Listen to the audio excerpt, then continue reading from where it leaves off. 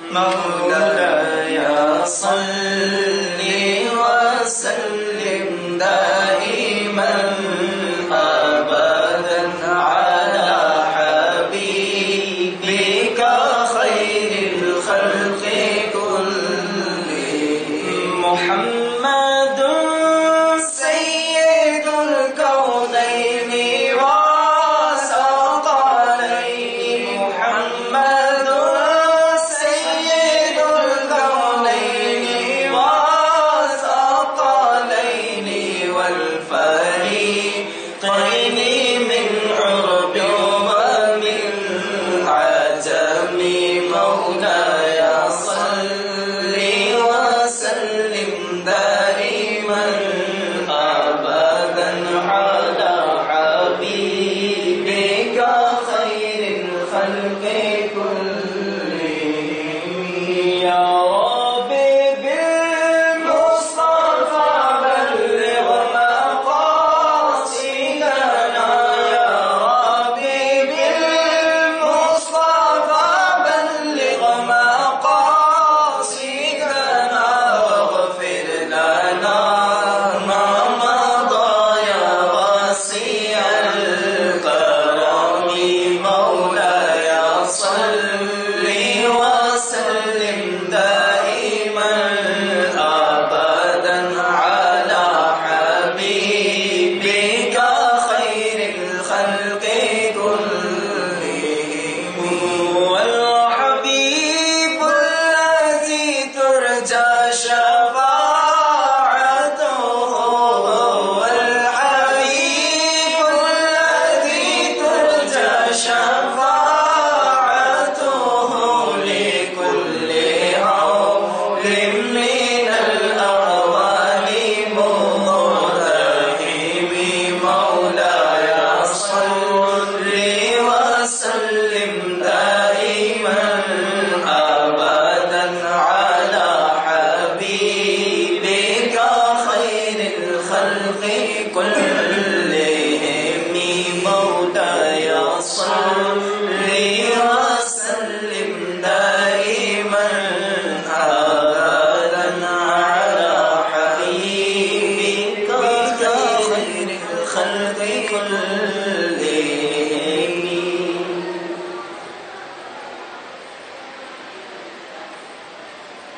أعوذ بالله من الشيطان الرجيم بسم الله الرحمن الرحيم نحمده ونصلي ونسلم على رسوله الكريم. أعوذ بالله من الشيطان الرجيم بسم الله الرحمن الرحيم أطيعوا الله وأطيعوا الرسول وأولي الأمر منكم. وقال الله عز وجل قل إن كنتم تحبون الله فاتبعوني يحببكم الله ويغفر لكم ذنوبكم. وقال الله عز وجل ما آتاكم الرسول فخذوه وما نهاكم عنه فانتهوا. صدق الله مولانا العلي العظيم وصدق رسوله النبي الأمين الكريم ونحن على ذلك لمن الشاهدين والشاکرین والحمد للہ رب العالمین. حضرت مفتی شبیر احمد خان صاحب مدد اللہ العالی، مولانا محمد جمشید ہاشمی، مولانا شفیق الرحمان اور مولانا نذیر احمد چانی اور دیگر ہمارے اس کلاس کے شرکاء، آپ تمام حضرات کی خدمت میں السلام علیکم ورحمۃ اللہ وبرکاتہ.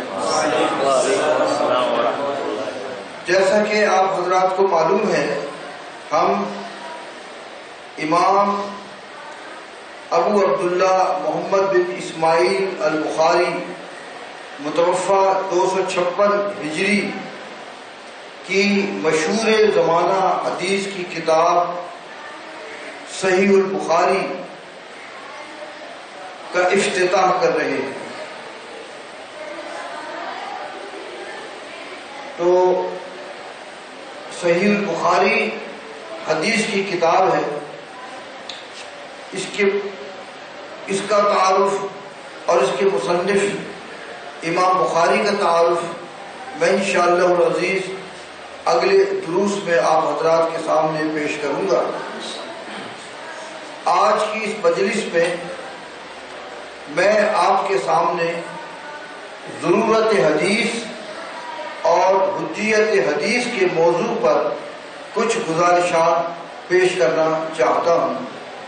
دعا کریں اللہ تعالیٰ مجھے وہی باتیں عرض کرنے کی توفیق دے جو ہم کو ثواب ہوں، اور ان کے ذمے میں جو پیغام ہے ہم سب کو اس پیغام پر لبیک کہنے اور عمل کرنے کی توفیق ارزانی فرمائے۔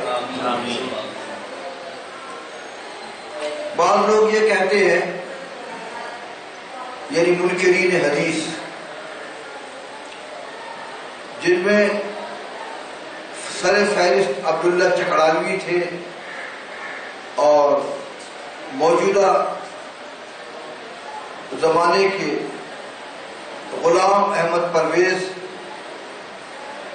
جو 1985 میں فوت ہو گئے،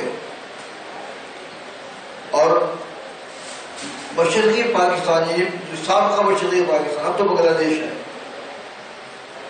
اس کے اسکالر تھے مذہبی تمنا عمادی۔ تو یہ عبداللہ چکڑالوی، تمنا عمادی اور غلام احمد پرویز، عبداللہ چکڑالوی اور تمنا عمادی کی کتابیں تو میرے پاس نہیں ہیں، غلام احمد پرویز کی کتابیں میرے پاس ہیں۔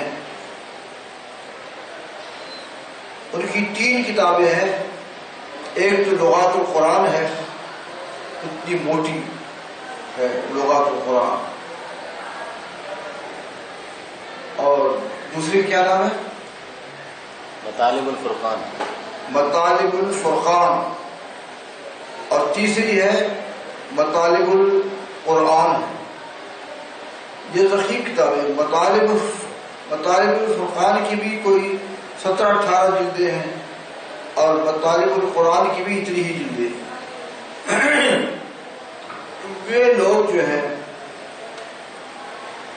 یہ لوگ حدیث کا انکار کرتے ہیں۔ یہ کہتے ہیں کہ قرآن کریم ہمارے عمل کے لیے کافی ہے۔ اللہ تعالیٰ نے فرمایا الیوم اکملت لکم دینکم واتممت علیکم نعمتی ورضیت لکم الاسلام دینا۔ اللہ تعالیٰ نے جب دین کو کامل کر دیا تو پھر ہمیں اب قرآن مجید کے علاوہ کسی اور چیز کی ضرورت نہیں ہے۔ یہ حدیث آپ پڑھیں گے انشاءاللہ صحیح بخاری میں، رسول اللہ صلی اللہ علیہ وسلم نے مرض الموت میں شدید کرب اور تکلیف کے ایام میں صحابہ کرام سے فرمایا ایتونی بقرطاس، اور ایک روایت میں ایتونی بکتاب حتی اکتب لکم کتابا لن تضلوا بعدہ، میرے پاس کاغذ اور قلم لاؤ یا کتاب لاؤ، حتی اکتب لکم کتابا، حتیٰ کہ میں تمہارے لیے کچھ لکھ دوں، لن تضلوا بعدہ، جس کے بعد تم گمراہ نہیں ہوگے۔ تو حضرت عمر رضی اللہ تعالیٰ عنہ نے فرمایا حسبنا کتاب اللہ، ہمیں کتاب اللہ کافی ہے، یہ قرآن ہمیں کافی ہے۔ تو یہ منکرین حدیث کہتے ہیں کہ دیکھو حضرت عمر رضی اللہ تعالیٰ عنہ نے فرمایا کہ قرآن کے بعد ہمیں آپ کے کسی مزید لکھوائی ہوئی ہدایت کی ضرورت نہیں ہے۔ یہ تو ان کا مدعا ہے منکرین حدیث میں۔ کہ حضرت عمر رضی اللہ تعالیٰ عنہ نے کہا حسبنا کتاب اللہ، ہمیں کتاب اللہ کافی ہے، اب ہمیں آپ کے کسی اور پند و نصائح کی ضرورت نہیں ہے، کسی اور ہدایت کی ضرورت نہیں ہے۔ تو اگر قرآن مجید کے بعد کسی اور ہدایت کی بھی ضرورت ہوتی تو پھر حضرت عمر رضی اللہ تعالیٰ عنہ یہ نہ فرماتے حسبنا کتاب اللہ، ہمیں کتاب اللہ کافی ہے، یہ تو ان کا مدعا ہے۔ لیکن ظاہر ہے ہم تو یہ سمجھتے ہیں کہ قرآن بھی ضروری ہے اور رسول اللہ صلی اللہ علیہ وسلم کے ارشادات وہ بھی ضروری ہیں، کیونکہ قرآن مجید کے احکام کو ہم اس وقت تک سمجھ نہیں سکتے جب تک کہ احادیث رسول ان کے معانی نہ بیان کرے، اس کی شرح نہ کرے۔ آپ دیکھیے ایک آسان سی بات میں آپ کے سامنے عرض کرتا ہوں، یہ کافیہ ایک انسان کی لکھی ہوئی کتاب ہے، لیکن کافیہ کے مطالب اور مضامین کو آپ اس وقت تک نہیں جان سکتے جب تک کہ اس کی شرح جامی ہو یا کوئی اور شرح ہو، جامع رموز ہو، کوئی ہو، اس کے بغیر نہیں سمجھ سکتے۔ تو جب ایک انسان کی لکھی ہوئی کتاب کو بغیر شرح کے نہیں سمجھا جا سکتا تو اللہ تعالیٰ کی کتاب کو بغیر کسی شرح کے کیسے سمجھا جا سکتا ہے؟ ہمارے شیخ علامہ سید احمد سعید کاظمی قدس اللہ سرہم کی 3 جلدوں میں کتاب ہے مقالات کاظمی، آپ نے سنا ہوگا۔ تو یہ پرانی بات بتا رہا ہوں آپ کو، بہت پرانی۔ تو ہمارے ایک شاگرد نے کہا کہ میں مقالات کاظمی لینا چاہتا ہوں، تو میں نے کہا ارے تمہیں مقالات کاظمی کہاں سمجھ آئے گی، وہ تو بہت دقیق ہے، بہت مشکل ہے، تم پہلے مقالات صحیح پڑھو، میری کتاب پڑھو مقالات صحیح کی، اسے پڑھو گے تو پھر تمہیں مقالات کاظمی سمجھ آئے گی۔ اچھا، اسی سیاق میں ایک اور بات عرض کرنا چاہتا ہوں۔ روح المعانی میں علامہ سید محمود آلوسی نے اپنی تفسیر میں لکھا ہے، یہ علامہ آلوسی حنفی مفسر ہیں اور ان کی تفسیر جو ہے وہ 15 ضخیم جلدوں میں ہے اور ہر جلد میں 2 جز ہیں، ہر پارے کی ایک جلد بھی، تو کہ 30 جز اجزاء ہیں اس میں الا ان اولیاء اللہ لا خوف علیہم ولا هم یحزنون کی تفسیر میں انہوں نے لکھا ہے، علامہ آلوسی نے انہوں نے لکھا کہ حضرت غوث اعظم شیخ عبد القادر جیلانی ایک مجلس میں وعظ فرما رہے تھے، وعظ کی مجلس تھی، تو زبان میں کچھ لکنت تھی، ٹھہر گئے، توقف کیا، ان کا نصیب جاگ اٹھا، رسول اللہ صلی اللہ علیہ وسلم کی جاگتے میں زیارت ہوئی، سبحان اللہ، اور کہا اے بیٹے وعظ کیوں نہیں کرتے؟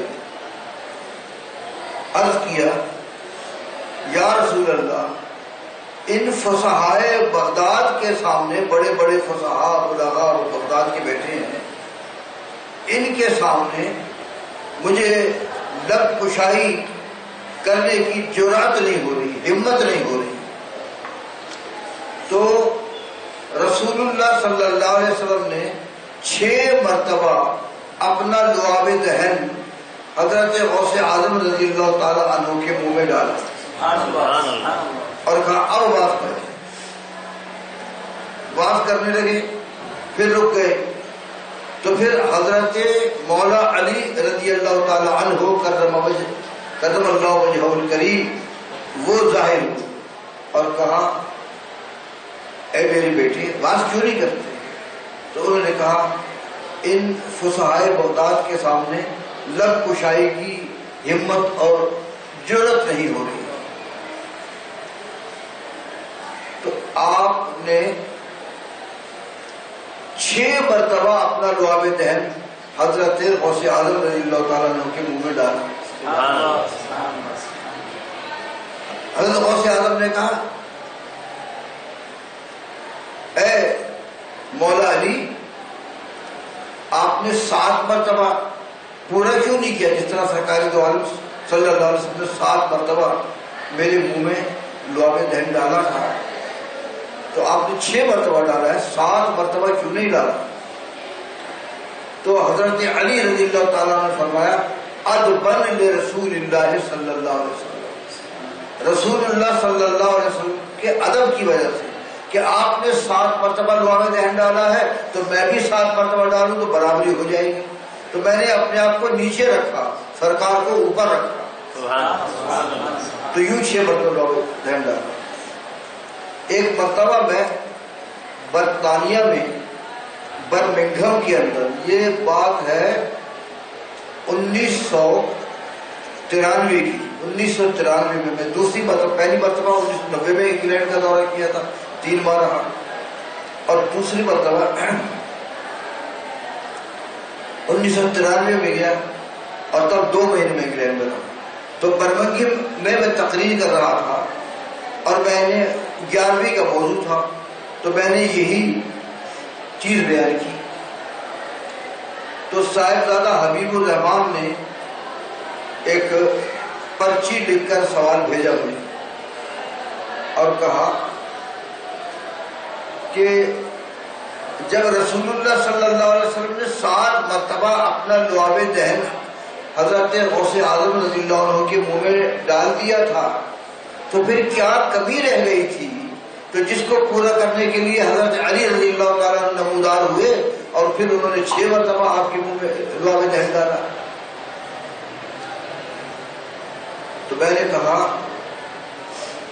بات یہ ہے رسول اللہ صلی اللہ علیہ وسلم کے لعاب دہن کے فیضان میں، فیض آفرینی میں کوئی کمی نہیں تھی. کمی تھی تو غوث اعظم رضی اللہ تعالیٰ عنہ کے اس فیضان کو قبول کرنے میں تھی. تو حضرت علی رضی اللہ تعالیٰ عنہ نے یہ دیکھا کہ رسول اللہ صلی اللہ علیہ وسلم کا جو عظیم مرتبہ ہے، جو عظیم مقام ہے، آپ کی جو عظیم تجلیات ہیں، تم انہیں نہیں سہار سکتے. تو پھر انہوں نے نمودار ہو کر 6 مرتبہ لعاب دہن ڈالا تاکہ اس کی برکت سے، اس کے وسیلے سے، اس کے توسل سے رسول اللہ صلی اللہ علیہ وسلم کے ڈالے ہوئے لعاب دہن سے وہ فیض حاصل کر سکے. تو کبھی نہیں ان میں نہیں تھی، سرکار دو عالم صلی اللہ علیہ وسلم کے ڈالے ہوئے لعاب دہن میں کبھی نہیں تھی، کبھی غوث اعظم میں تھی. تو اس لیے حضرت علی کرم اللہ تعالیٰ وجہ الکریم نے آ کر 6 مرتبہ لعاب دہن ڈالا تاکہ حضرت غوث اعظم میں وہ صلاحیت اور وہ استعداد پیدا ہو جائے کہ رسول اللہ صلی اللہ علیہ وسلم کے ڈالے ہوئے لعاب دہن سے وہ فیض حاصل کر سکے. تو فیض سرکاری کا تھا، لیکن وہ پورا فیض حضرت غوث اعظم رضی اللہ عنہ کو جب حاصل ہوا جب حضرت علی رضی اللہ تعالیٰ عنہ کا لعاب دہن اس میں مددگار ہوا. پھر میں نے کہا اسی طرح ہمارے ایک شاگرد نے کہا کہ میں مقالات کاظمی لینا چاہتا ہوں.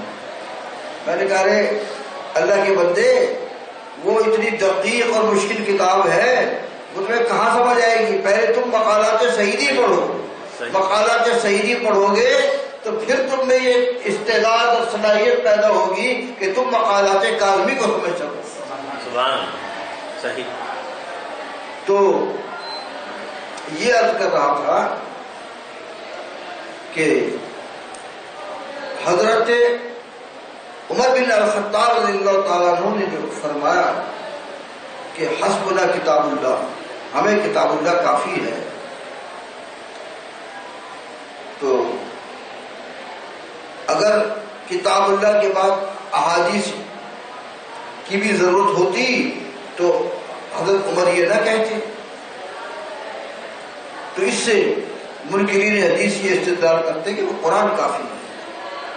تو ہم یہ کہتے ہیں بے شک قرآن کافی ہے، لیکن قرآن سے فیض اس وقت تک حاصل نہیں ہو سکتا جب تک کہ احادیث رسول سے تمہیں مدد حاصل نہ ہو. تو اس لیے قرآن مجید بھی ضروری ہے اور احادیث بھی ضروری ہے. اچھا، اب یہ سوال ہوتا ہے کہ جب آپ نے یہ مان لیا، تسلیم کر لیا کہ قرآن بھی ضروری ہے اور احادیث بھی ضروری ہے، تو پھر حضرت عمر نے کیوں کہا کہ حسبنا کتاب اللہ؟ اس کا جواب میں ہمیں کتاب اللہ کافی ہے، یہ کیوں کہا حضرت عمر رضی اللہ تعالیٰ عنہ؟ اس کا جواب یہ ہے کہ اس وقت رسول اللہ صلی اللہ علیہ وسلم پر مرض کا غلبہ تھا، درد کی شدت تھی. تو حضرت عمر نے کہا یا رسول اللہ، آپ اس درد میں، اس مرض میں کیوں مشقت اٹھاتے ہیں؟ ہمارے لیے تو قرآن کافی ہے، آپ یہ تکلیف نہ اٹھائیں، یہ زحمت نہ کریں. سمجھے؟ تو انہوں نے جو کہا تھا حضرت عمر رضی اللہ تعالیٰ عنہ نے، حضرت کہ حسبنا کتاب اللہ، میں کتاب اللہ کافی ہے، اس لیے نہیں کہا تھا کہ حضور پر کوئی اعتراض تھا یا کوئی انکار تھا، بلکہ حضور کی محبت میں کہ قرآن مجید نازل ہو چکا ہے، قرآن مجید کی تفہیم کے لیے آپ احادیث بھی بیان کر چکے ہیں، ہمیں یہ کافی ہے. اب اتنے درد میں، اس مرض میں، اس تکلیف میں آپ مشقت نہ اٹھائیں، حسبنا کتاب اللہ، ہمیں کتاب اللہ کافی. تو یہ سمجھ لیا آپ نے بات کیسے؟ اچھا، اب یہ شیعہ حضرات جو ہیں وہ کہتے ہیں کہ رسول اللہ صلی اللہ علیہ وسلم نے حکم دیا تھا کہ کاغذ اور قلم لاؤ، عمر نے اس پر عمل نہیں کیا اور حضور کی نافرمانی کی. تو پہلی نافرمانی جو حضور کی تو وہ عمر نے کی. حضور نے تو فرمایا تھا کہ ایتونی بکتاب اکتب لکم کتاباً لن تضلوا بعدہ، تو عمر نے رسول اللہ. ہم کہتے ہیں دیکھیے، صلح حدیبیہ کے موقع پر جب مشرکین مکہ، مشرکین قریش اور رسول اللہ صلی اللہ علیہ وسلم کے درمیان صلح نامہ لکھوایا گیا، تو رسول اللہ صلی اللہ علیہ وسلم نے، حضرت علی لکھ رہے تھے، رسول اللہ صلی اللہ علیہ وسلم نے لکھوایا، لکھو ھذا ما قاضى علیہ محمد رسول اللہ صلی اللہ علیہ وسلم و عظماء قریش. یہ وہ صلح نامہ ہے جو محمد رسول اللہ اور عظماء قریش کے درمیان اتفاق پا چکا ہے. تو سہیل بن عمر اور دیگر مشرکین مکہ نے کہا اگر ہم آپ کو محمد رسول اللہ مان لیتے تو پھر جھگڑا کاہے کا تھا؟ ہم آپ کو کیوں مکے میں عمرہ کرنے کے لیے جانے سے روکتے؟ کیونکہ حضور سید عالم صلی اللہ علیہ وسلم نے خواب دیکھا تھا کہ آپ مکہ عمرہ کرنے کے لیے جا رہے ہیں. آپ کے ساتھ 1500 یا 1600 صحابہ سب عمرے کا احرام باندھے ہوئے جا رہے تھے مکے کی طرف عمرہ کرنے کے لیے. تو مقام حدیبیہ پر کفار قریش نے روک لیا اور کہا ہم آپ کو نہیں جانے دیں گے. 3 دن تک گفت و شنید ہوتی رہی. بلاخر کچھ شرائط طے پا گئی. انہوں نے کہا اس سال تو آپ واپس چلے جائیں اور اگلے سال آپ آ کر عمرہ کر لیں اور 3 دن سے زیادہ نہ ٹھہریں، 3 دن کے بعد چلے جائیں. اور یہ کہ آپ لوگ اپنی تلواریں میان میں رکھ کر آئیں گے، کھلی تلواریں لے کر نہیں آئیں گے. اور یہ شرط رکھی کہ اگر مکے سے کوئی شخص مسلمان ہو کر مدینے جائے گا آپ اسے واپس کریں گے، اور مدینے سے کوئی شخص مکے آنا چاہے گا تو آپ اسے نہیں روکیں گے. یہ بھی ایک زبردستی کی اور ظالمانہ شرط تھی. صحابہ کرام اس پر بڑے برہم تھے. لیکن بہرحال رسول اللہ صلی اللہ علیہ وسلم نے ٹھنڈا کیا اور کہا اسی میں بہتری ہے، فی الحال یہ مان لو۔ اب یہ صلح نامہ لکھا جا رہا تھا۔ حضرت علی کو سرکار دو عالم صلی اللہ علیہ وسلم نے حکم دیا کہ تم یہ صلح نامہ لکھو، تو رسول اللہ صلی اللہ علیہ وسلم نے لکھوایا ھذا ما قال علیہ محمد رسول اللہ، یہ وہ صلح نامہ ہے جس کا محمد رسول اللہ صلی اللہ علیہ وسلم نے اور قریش نے مل کر فیصلہ کیا۔ تو سہیل بن عمر نے کہا کہ اگر ہم آپ کو محمد رسول اللہ مان لیتے تو ہم کیوں آپ کو پھر مکے میں جانے سے روکتے، کیوں عمرہ کرنے سے روکتے، پھر جھگڑا کاہے کا تھا، کوئی بھی جھگڑا نہیں تھا۔ آپ لکھے محمد بن عبداللہ۔ رسول اللہ صلی اللہ علیہ وسلم نے فرمایا میں محمد بن عبداللہ بھی ہوں اور محمد رسول اللہ بھی ہوں۔ حضرت علی رضی اللہ عنہ سے آپ نے فرمایا یہ جو محمد رسول اللہ لکھا ہے تم نے اسے کاٹ دو اور محمد بن عبداللہ ہے۔ حضرت علی نے کہا یہ ہاتھ کٹ سکتے ہیں، ان ہاتھوں سے یہ نام نہیں کٹ سکتا۔ سبحان اللہ۔ ان کے الفاظ ہیں صحیح بخاری میں لا امحو کا ابدا، یا رسول اللہ میں آپ کے لکھے ہوئے نام کو کبھی نہیں مٹاؤں گا۔ اب حضور نے فرمایا امحو، مٹا دو۔ علی کہتے ہیں لا امحو کا، میں کبھی بھی نہیں مٹاؤں گا آپ کا نام۔ تو بتاؤ کیا کہو گے، حضرت علی نے نافرمانی کی رسول اللہ صلی اللہ علیہ وسلم کی؟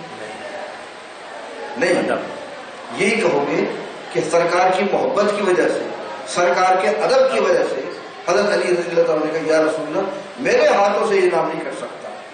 پھر سرکار دو عالم صلی اللہ علیہ وسلم نے اپنے ہاتھ سے، اپنے دست مبارک سے وہ کاٹ دیا اور کہا اب لکھو محمد بن عبداللہ، محمد رسول اللہ خود اپنے ہاتھ سے کاٹ دیا۔ تو یہ میں اس کے معاوضے میں پیش کرتا ہوں کہ تم کہتے ہو کہ جب حضرت عمر رضی اللہ تعالیٰ عنہ نے کہا کہ یا رسول اللہ حسبنا کتاب اللہ، ہمیں کتاب اللہ کافی ہے، تو یہ آپ کی محبت کی وجہ سے کہا، مرض الموت میں ہے، مرض کی شدت ہے، درد کا غلبہ ہے، کاہے کو ہم آپ کو لکھنے کی زحمت دیں، ہمیں کتاب اللہ کافی۔ ایک جواب آپ نے سمجھ لیا، ایک اور جواب اس کرتا ہوں۔ وہ چیز جو پہلے ذکر کی صلح حدیبیہ کی وہ صحیح بخاری میں ہے، اور یہ جو اب میں بیان کر رہا ہوں یہ بھی صحیح بخاری میں ہے، کتاب التہجد، کتاب قیام اللیل کے اندر ہے۔ تو رسول اللہ صلی اللہ علیہ وسلم تہجد کی نماز کے لیے، تہجد کی نماز پڑھنے کے اٹھانے کے لیے آپ تشریف لے گئے حضرت علی رضی اللہ تعالی عنہ کے گھر، اور حضرت علی رضی اللہ تعالی عنہ اور سیدہ فاطمہ سے کہا تم دونوں اٹھو اور تہجد کی نماز پڑھو، سرکار کا کرم ہے آپ خود اٹھانے کے لیے تشریف۔ حضرت علی نے جو جواب دیا اس موقع پر، انہوں نے کہا انفسنا بید اللہ، ہماری جانیں تو اللہ کے ہاتھ میں ہیں، وہ جب چاہتا ہے ہمیں سلا دیتا ہے، جب چاہتا ہے ہمیں اٹھا دیتا ہے۔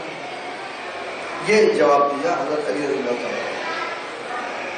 رسول اللہ صلی اللہ علیہ وسلم کو اس جواب سے رنج پہنچا، اور آپ نے فرمایا کہ وَقَالَ الْإِنسَانُ أَكْثَرَ شَيْءٍ جَدَلًا، انسان سب سے زیادہ جھگڑالو ہے، ناپسند فرمایا۔ پھر آپ اپنے زانوں پر افسوس سے ہاتھ مارتے ہوئے گئے اور یہ آیت پڑھتے ہوئے جا رہے تھے کہ کان الانسان اکثر شیء جدلا۔ تو میں کہتا ہوں کہ حضرت عمر نے کہا تھا سونا کتاب اللہ، حضرت علی نے کہا انفسنا بید اللہ، ہماری جانیں تو اللہ کے ہاتھ میں ہیں، وہ جب چاہتا ہے سلا دیتا ہے، جب چاہتا ہے اٹھا دیتا ہے۔ اور سرکار دو عالم صلی اللہ علیہ وسلم نے اس جواب کو ناپسند فرمایا، افسوس سے یہ پڑھتے ہوئے گئے، یہ آیت پڑھتے ہوئے گئے، رضاؤں پر ہاتھ مارتے ہوئے گئے۔ تو حضرت عمر پر تو اعتراض کرتے ہو، بتاؤ اب اس کا کیا جواب دو گے؟ صحیح کہ حضرت علی رضی اللہ تعالیٰ عنہ نے یہ کہا انفقوا بید اللہ، اور زانوں پر ہاتھ مارتے ہوئے گئے۔ اچھا، میں نے ایک شیعہ کی کتاب پڑھی، میرے پاس ہے، اس نے اس میں یہی بخاری کی حدیث کوٹ کی، یہی جو بھی میں نے آپ کو پڑھی، اور یہ کہا کہ سرکار دو عالم صلی اللہ علیہ وسلم نے اپنے زانوں پر ہاتھ مارا، اور یہی تو ماتم ہے۔ تو ماتم تو سب سے پہلے حضور نے کیا ہے، تم ہم پر اعتراض کرتے ہو کہ یہ ماتم کرتے، تو دیکھو سرکار دو عالم صلی اللہ علیہ وسلم نے اپنے زانوں پر ہاتھ مارا۔ پھر لکھتا ہے وہ عالم شیعہ، دیکھیں اب یار لوگ اس کا کیا جواب دیتے ہیں۔ تو میں نے پھر جو اس کا جواب لکھا اس میں نعمت الباری میں، وہ سنا رہا ہوں۔ میں نے کہا نہج البلاغہ ایک کتاب ہے جس میں حضرت علی رضی اللہ تعالیٰ عنہ کے خطبات ہیں، اور یہ شیعہ حضرات جو ہیں نہج البلاغہ کو قرآن مجید سے بھی اوپر کا درجہ دیتے ہیں، حضرت علی کے خطبات ہیں۔ میرے پاس وہ نہج البلاغہ پاکستان کی چھپی ہوئی بھی ہے اور ایران کی چھپی ہوئی بھی ہے، دونوں ہیں میرے پاس، نہج البلاغہ کے دو نسخے۔ اس میں حضرت علی رضی اللہ عنہ کا خطبہ ہے، من ضرب فخذہ عند المصیبت حبط عملہ، کہ جس نے مصیبت کے وقت اپنے زانوں پر ہاتھ مارا، اپنے زانوں کو پیٹا، حبط عملہ، اس کے سارے عمل ضائع ہو جاتے ہیں۔ تو قرآن کو تو تم نہیں مانتے، حضرت علی کو تو مانتے ہو نا، تو حضرت علی نے تو یہ ماتم کا شدید درس فرما دیا ہے، من ضرب فخذہ عند المصیبت حبط عملہ۔ اب رہا یہ کہ سرکار دو عالم صلی اللہ علیہ وسلم نے اپنے زانوں پر افسوس سے ہاتھ مارا، یہ ماتم نہیں تھا۔ ماتم کسے کہتے ہیں؟ ماتم کہتے ہیں کسی کی مرگ پر، کسی کی موت پر گریہ و زاری کرنا، رونا، بالوں کو نوچنا، بالوں میں مٹی ڈالنا، سینے پر دھوتر مارنا، زانوں کو پیٹنا، کپڑے پھاڑنا، یہ ماتم ہے۔ اور رسول اللہ صلی اللہ علیہ وسلم نے فرمایا کہ من شق جیوبہ، جس نے مصیبت کے وقت اپنے غریبان کو پھاڑا، اپنے بالوں کو نوچا، آپ نے فرمایا لیسا منا، وہ ہم میں سے نہیں ہے۔ پھر قرآن مجید نے حکم دیا یا ایھا الذین آمنوا استعینوا بالصبر والصلاۃ، اور فرمایا اصبروا، صبر کرو۔ اور صبر کسے کہتے ہیں؟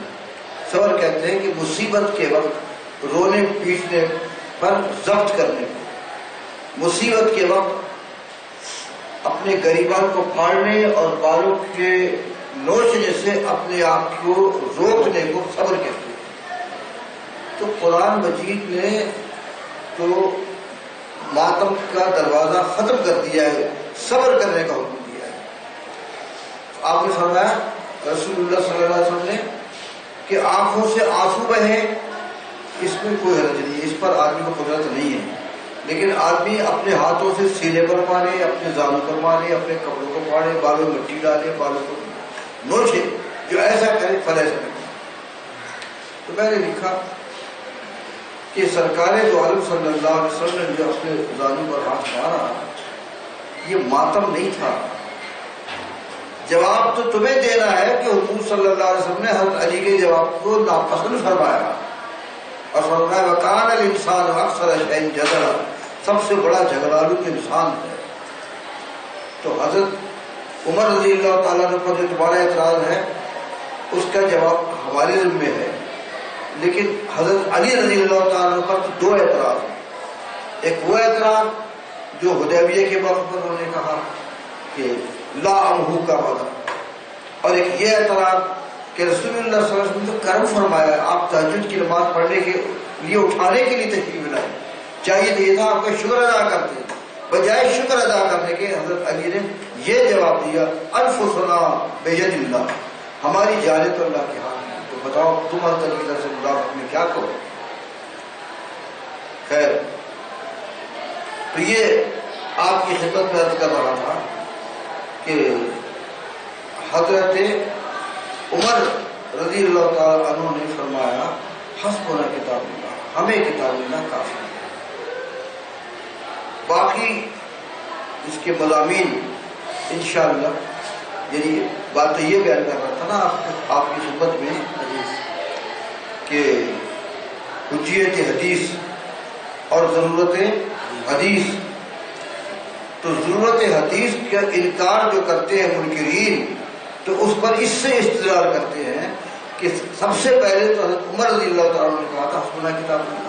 تو اگر آج پرویز کہتا ہے، عبداللہ چکڑالوی کہتا ہے، تمنا عمادی کہتا ہے کہ بھائی ہمیں کتاب اللہ کافی ہے، تو وہ تو حضرت عمر رضی اللہ تعالیٰ عنہ کے طریقے کے پیروکار ہیں، کوئی نئی بات نہیں ہے.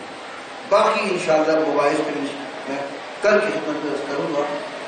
وآخر دعوانا ان الحمد للہ.